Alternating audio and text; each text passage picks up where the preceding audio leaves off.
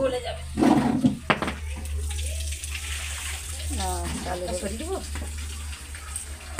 চালু হয়ে গেছে। হ্যালো বন্ধুরা, দেখো শাশুড়ি বৌমা রান্নাঘরে আজকে কী রান্না করবো।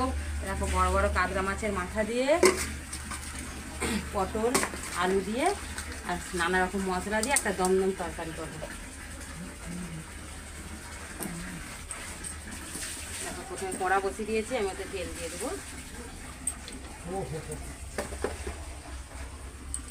দিয়ে আমি তেলটা গরম হয়ে গেছে, মাছের মাথাগুলো তুলে দেবো।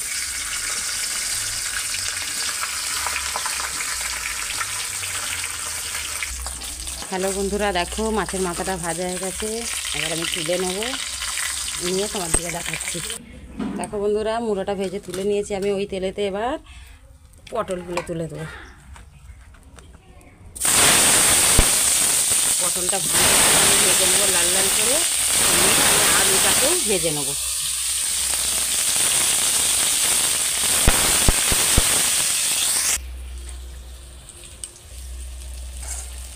দেখো বন্ধুরা, পটলগুলো আমার লাল লাল করে সুন্দর ভাজা হয়ে গেছে, এবার আমি তুলে নেবো পটলগুলো।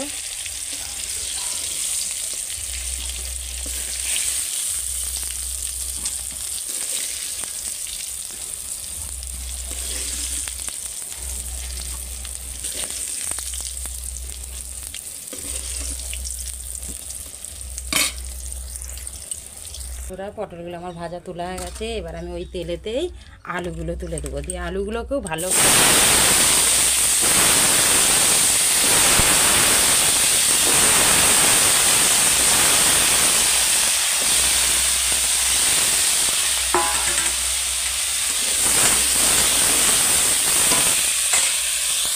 দেখো বন্ধুরা, আলুটা ভাজা হয়ে গেছে, এবার আমি তুলে নেবো আলুটা।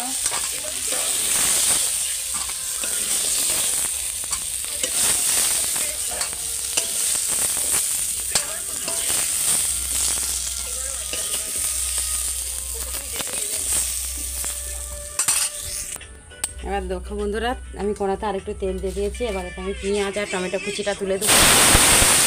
দিয়ে কাঁচা লঙ্কা কুচিও আছে, কুচিটা তুলে দিয়েছি।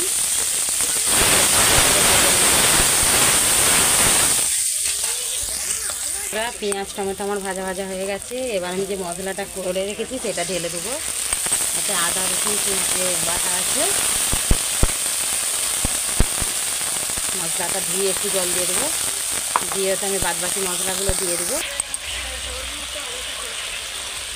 দেখো বন্ধুরা, এবার হলুদ গুঁড়ো দিয়ে দেবো।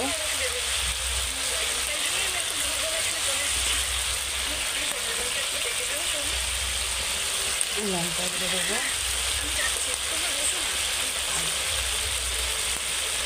জিরে গুঁড়ো ধনে গুঁড়ো দিয়ে দেবো। দিয়ে ভালো করে আমি মশলাটাকে কষে নেবো তেল ছাড়া পর্যন্ত। মশলা দিয়ে আমার তেল ছেড়ে দিয়েছে, এবার আমি যে পটল আর আলু ভেজে রেখেছিলাম ওইটা ওর সঙ্গে দিয়ে কষবো।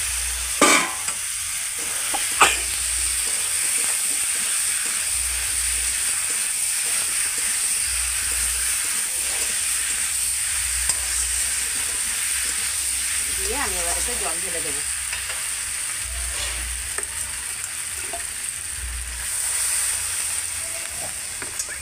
দিয়ে 15 মিনিটের মতন আমি আলুটা পটলটা সিদ্ধ হতে দেবো। দিয়ে তারপর তোমার দিকে দেখাচ্ছি। আলুটা আমার অল্প একটু সিদ্ধ হয়ে গেছে, এবার আমি ওতে মুড়োটা দিয়ে দেবো। এই যে মুড়োগুলোকে ভেঙে নিয়েছি, দিয়ে দেবো।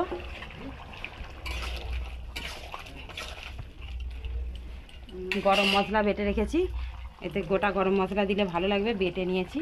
সেই বেটে ওপর দিয়ে ছড়িয়ে দিচ্ছি মশলাটা। দিয়ে আর একটু হতে দেবো। মুড়োটা যত তরকারির সঙ্গে ভালোভাবে ফুটবে, তরকারিটা খেতেও সুন্দর হবে এবং সুস্বাদু হবে। দিয়ে আরও কিছুক্ষণ ফুটাবো, চাপা দিয়ে দিচ্ছি। দেখো বন্ধুরা, তরকারিটা আমার হয়ে এসেছে, এই যে ঢেলে নেবো। এই একটু দমদম মতনই রাখবো, কাই রাখলে এখানেই ভাত খাওয়া হয়ে যাবে। এই তরকারি খেতে খুব সুস্বাদু হয়, তোমরা বাড়িতে বানিয়ে করে খেয়ে দেখো আর কমেন্ট করো কেমন হয়েছে না হয়েছে। ঢেলে নেবো এবার।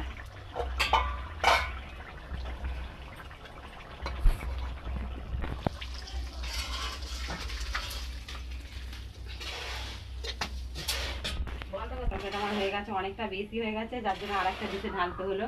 তোমাদের যদি ভালো লাগে প্লিজ এরকম তরকারি বাড়িতে বানিয়ে খেও, আর লাইক করো, কমেন্ট করো, সাবস্ক্রাইব করো।